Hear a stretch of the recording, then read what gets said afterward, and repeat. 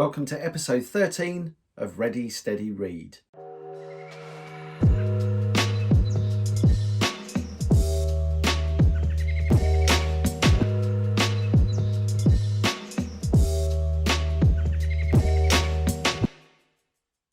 Hello and welcome to episode 13 Ready, Steady, Read. A number that is unlucky for some, the number 13, but obviously lucky for me because I made it this far. And it's all down to your support and your feedback. So thank you so much for supporting the episodes thus far. If you haven't done so already, then please click the subscribe button just at the bottom here, and also the notification button, which will let you know when new videos go up on our YouTube channel. The last time that I filmed an episode of Ready Steady Read, episode 12, I was actually away in sunny Cornwall. We had a wonderful week away. We went to visit quite a few different places. Last time I talked about 3 books. I talked about The Collected Labyrinth, which was the hardbound volume of the magazine that was published many years ago. I also talked about one of the Ascanio books as well, and also Route 52, which was a booklet that was written by Steve Reynolds. Some amazing card magic in there. The card book that I was reading, the Steve Reynolds book, was in preparation for Steve Reynolds Academy, which aired the following week when I was back from holiday.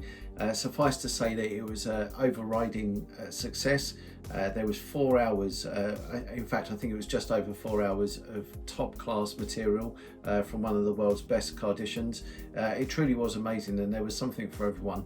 And not only was the contents of the evening covered, but lots of bonus tips, lots of bonus ideas, some extra effects and routines as well, and all explained in a very good way. So if you haven't checked it out already, then check out Lessons in Card Magic with Steve Reynolds. So in this episode we're going to be talking about a book by Eugene Burger called The Performance of Close-Up Magic. Before I go any further though, I will just say that this particular book is a recent addition for me.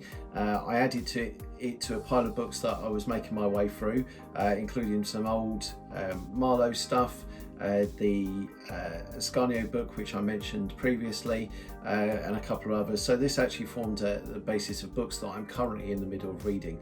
And so far I'm loving what I've read.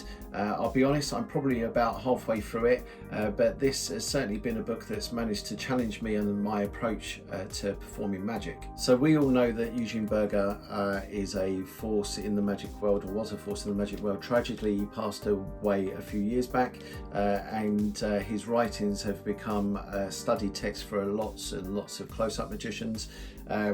I would be the first to admit that normally when I approach buying books, is to see what the tricks are in there, with some notable exceptions such as Strong Magic, for example, and Designing Miracles, my 2 favourite magic books, which are obviously theory books. But in this instance I was just intrigued to see, because I up until this point didn't own any Eugene Burger books. So what exactly is in here? It's quite a thin book with regards to the contents compared to some of the other books that are on the shelf here, and there are actually only a few tricks that are described in here, but the tricks themselves, the effects themselves, are workers. For instance, the Burt Allenton Aspirin Tin routine, which was obviously invented by Burt Allenton, is described in a lot of detail here. We have the Rossini double reverse, which we'll see a performance of in just a little while. The Haunted Matchbox is described in here as it's performed by Eugene Burger. There's the Haunted Pack, rising cards. So there's a whole load of different effects that are described in here. But in all honesty, the things that really took my notice are the theory parts. Now, theory comes up, or we have discussed this quite a bit in the past with regards to other books, especially the Ascanio books, which we mentioned last time. But I will just say this. Sometimes you do get a sense that the theory that's being written about, has it been written about from the point of view of a performer, from an actual working performer? In the case of Eugene Burger, we know that he worked in Chicago. He was a prominent close-up performer in Chicago, and so we know that he tried out, he used a lot of the routines, a lot of the ideas, and so in this book, accumulated knowledge from his time performing close-up magic, or performing magic in general, has been written down into the printed word. So we have things in here, questions like what is close-up magic? I guarantee that when you start reading this particular section, it will actually question what has now become our terminology for close-up magic, what we actually term close-up magic, so it's well worth checking out this section. Groundwork, things that you should bear in mind when you first start out in magic. The main road, hands. This was particularly poignant thing for me. I'm a terrible nail biter. I'm quite lucky. I try not to get too close on camera so you can see the actual state of my fingernails. But I am a prominent nail biter. I don't personally feel I'm as bad as what I used to be. But I'm definitely a nail biter, and sometimes they look worse than other times, and have been since I was a child. It's not a habit that I'm particularly proud of. In fact, I'm not proud of it, and one, being a magician, that I really wish I could get rid of, like magic. But you know, be that as it may, I am a nail biter, and it's still something I'm trying to get over. There is a wonderful section in here about hands, and it does make the important point that you are a close-up magician. One of the first things that, be that on videotape or live, people see or tend to notice is the state of your hands, the way that they look, the way that they're kept. So there is some important work or some important advice about the treatment of hands just in here, which, you know, even if you read none of the other theory bits, it's worth checking that out, because you know, it's an important part of performing magic, be that close-up or whatever type of magic. Character, question of character. Another thing that really struck home. I would be the first to admit that I'm not particularly keen at talking on camera unless I have someone with me, and it becomes very hard for me at times to converse without the ums and the ahs propping in. If you wind back to other videos that I've performed or done recently, see I'm doing it there, you will notice that I and ah quite a bit, and that's just me having an idea of what I want to say but not actually being able to translate it. There we go, just again. So that would be something for you to have a look at. But this is a really good chapter on character. It discusses ways that you develop character, things that you should look out for. The fact that, you know, character is something that should be very much personal to you. It's very easy, not just in magic, but in a lot of other mediums such as singing, comedy, whatever, to copy other people, to take things that are successes for them and copy them. With very little exception, they don't work. So, you know, this really does try and encourage you to develop your own character, but a character that is true to you, to your actual self. So another great chapter to have a look at. Uncle Geek. This is really strange for me to try and explain to you, but read it. You know, once you've read it, I guarantee you'll be enlightened from it. And loads of other things in here. The effects themselves, very well explained. We have a mixture, well, I'll come back to the drawings in just a second, but these are actually photos in here. These are photos that are scattered throughout, and line drawings as well, of different manoeuvres that are taking place. This particular one isn't Eugene Burger picking his nose. This is actually the cigarette up nose. So these are the actions broken down along with photos. It's a good combination actually, having the illustrations and the photos, because it allows you to see it in, or interpret it in lots of different ways. So really good. This is actually scripting for the 3-card Monty as magical entertainment. This is not an effect described. Why would Eugene need to describe an effect when there's so much on the 3-card Monty that is explained in the literature? So he basically gives you the outline of the routine here. He's scripting along with a few other observations, but this is mainly the scripting, so you can see how you could take something like the 3-card Monty and make it entertaining from a magical point of view. So tons and tons of stuff. This is really good. Conversation at the airport. This is a fictitious conversation, but what is interesting about it is that although it's fictitious between a magician and a teacher sitting in an airport lounge, the things that are revealed during the conversation are very true, very honest, and very revelatory as well. So certainly worth checking that out. Again, the animated matchbox broken down into line drawings and performance and photos as well, performing for magicians. That should be interesting to a few of you. So there's a whole host of different things in here. I can't put this book down. I seriously, you know, since I've got it, I actually purchased Mastering the Art of Magic as well. So because as soon as I've finished reading this and digesting everything that Eugene Burger has to say, I'll be moving on to Mastering the Art of Magic as well. It's just a fantastic book.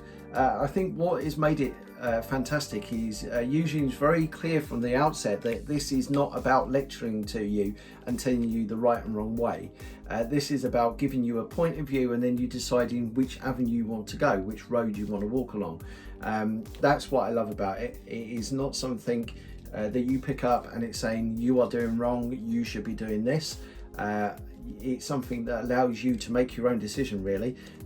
They're very, very well-formed arguments for the cases that are discussed, and even though it's left to you to make up your own mind about what is discussed, they really do, it really is very well argued. So yeah, it's certainly a book that is inspiring me loads recently.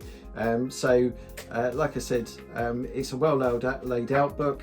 We have a wonderful introduction at the very beginning by Channing Pollock, and loads of other little bits and pieces in here that are well worth taking a look at. So if you haven't checked it out already, then check out Eugene Burger's The Performance of Close-Up Magic. So I thought it would be fitting for us to see a performance of one of the effects in the book. To be honest with you, I did have a bit of a hard time deciding which effect I was going to go for. I am a bit of a card trick geek. I do like card tricks when they pop up in books, and there's one effect in here I just loved. I love the description, so I thought that I would perform it for you, and this is the Rosini double reverse. Harry? Yes? I know that you're pretty good at taking and going with instructions. I am a good listener. You are a good listener. In fact, you can help me out with this, yeah? All right, yeah, I'll give it my best shot. Brilliant. Okay, so this is a little miracle that uses a deck of cards. In fact, we're not going to have all of the cards in play here just for me. So you're going to have a selection here. You're going to reach over and cut off about half the deck and keep about half, in your hand. Yeah. Go for that. Perfect. Yeah, okay, once you've done that, give them a. It was pretty good. Give them a shuffle up for me. Yeah. And once you're happy that they're mixed up, I want you to turn them with the faces towards you so you can see the cards. Yeah, just fan them out in your hands. Yep. Yeah. And once you've got the cards fanned out, I want you to scan your eyes across the cards, and whenever you want, you just take out one of the cards. It's important that I don't see it, and I want you to just place it down on the table in front of you. So I'm going to go for that. Okay. Yeah, and just place it down. Yeah, face down. Yep. Perfect. Perfect. Yep. Excellent. Okay, so now that you've done that, place your finger on your card. Very good. And we're just going to swap those over. I'm going to take my card and just place it somewhere in the middle there. And if you want to just take hold of your card and just stick that somewhere in the middle here. Yep. Very good. Happy. And we will push that all the way in so it's nice and flush. Do you want me to do the same? Yeah, if you don't mind, that would be Lovely. perfect. Yeah, excellent. Okay, and I will leave this just on here. Fair? That is fair, mate. Yeah. Yeah, all done at the fingertips, so we know it's fair. Yes. Now, do you know any magic words? Obviously, there's one major magic word that we use all the time. Yeah. What magic word do you want to go for? We'll go for Alakazam Magic Limited. Excellent. Okay, that is a very magic word. So all you have to do is mutter the magic words and say your card. I'll go first. So Alakazam Magic Limited, 5 of spades. Okay. That's it. You say your magic words? Alakazam Magic Limited, Ace of Hearts. Brilliant. Okay, and if you do that, what actually happens is 2 cards turn face up in the deck. The 5 of spades and the Ace. Perfect. Look at that. Of hearts. Boom, bada bing. Nice. So that's the Rosini double reverse. It's a very, very simple card trick. It's a very, very simple plot. It's a very, very simple method. I'm sure anybody out there watching it who's been in Magic any amount of time would be able to figure out how it works. That's not the point. You know, the whole point is that I've performed it a few times to friends and family, and it never fails to get good registration. What I love about it from a construction point of view is it's not only simple in method, but the misdirection that is built into it as well is absolutely phenomenal. You know, it really does make sense, everything that you're doing there. You'll also find that in the book, Eugene describes an actual alternative to the handling right at the very beginning that Paul Rosini used. It's not something that he advocates. It's not something, reading through the description, that I think adds anything to the effect at all. I think, as you saw it described there, or performed there and described in the book, is pretty much the way that I feel it should be done. If you want to dress up the presentation a little bit, one of the things that occurs to me is, rather than having the cards magically turn around by a snap of the fingers, which you could still do, I guess, what you could do is you could have them put under the cover of darkness. So you can put them underneath a handkerchief. Maybe it would be something like the Glorpy or the Haunted Hanky, where the centre rises from it, and then obviously when you show it afterwards, you've got the two cards reversed. I'm pretty sure that that's an idea that's occurred to a lot of people. I know that JC Wagner has an effect where a card animates using a Glorpy, where the card stands up, which I think appears in 7 Secrets, if you can get hold of a copy. It's certainly on one of his DVDs, I believe. And so that's just a presentation idea, but the effect as itself, I think, is just phenomenal. Like I said, it plays really well for people, so I recommend it's something that you check out. So that's it for today. I hope you enjoyed episode 13, and please, I urge you to check out the Eugene Burger book, The Performance of Close-Up Magic. If you're new to Eugene Burger, I think this is a great book to start off with. There have been some other publications that have come out. We have Mastering the Art of Magic. There's been some released recently since Eugene's death by Lawrence Hass, so that's worth checking out as well. But yeah, seriously, check out The Performance of Close-Up Magic, because I think that you're going to get a lot from reading it. Thank you once again for joining me, and I'll see you next time on Ready, Steady, Read.